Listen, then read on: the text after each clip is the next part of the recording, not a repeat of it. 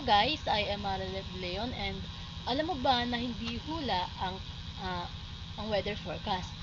May mga espesyal na instrument na ginagamit para malaman ang kondisyon ng isang panahon. Tara at kilalanin natin sila isa't isa. The first one is the thermometer. It measures air temperature. Ang advantage nito, simple at mabilis mo lang malalaman kung malamig ba o mainit. So, karaniwan itong ginagamit sa bahay, sa school, and also sa weather stations. So, next one is the barometer. So, it measures air pressure and also nakakatulong to para malaman kung mapredict kung maulan o maaraw.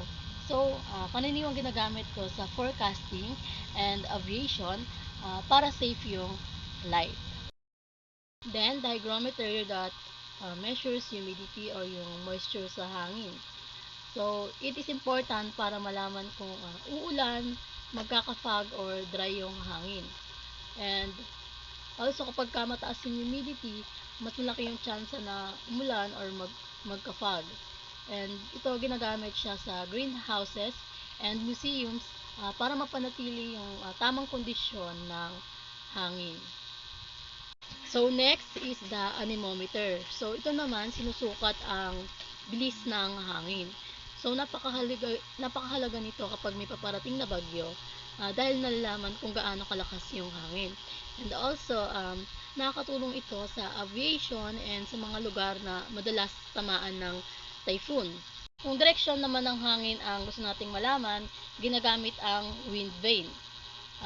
Simple lang ito pero mahalaga sa pagtukoy kung galing sa amihan o habagat ang hangin na particular na parehong nakakaapekto sa klima ng Pilipinas. Ang rain gauge naman ay ginagamit para sukatin kung gaano karaming ulan ang bumagsak.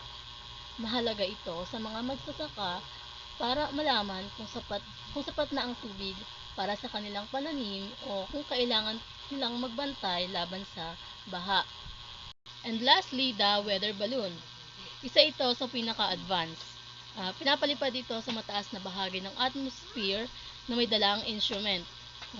Sinusukat nito ang temperature, pressure, at humidity sa itaas. Dahil dito, mas accurate ang weather forecast at mas madaling matukoy ang lagay ng panahon.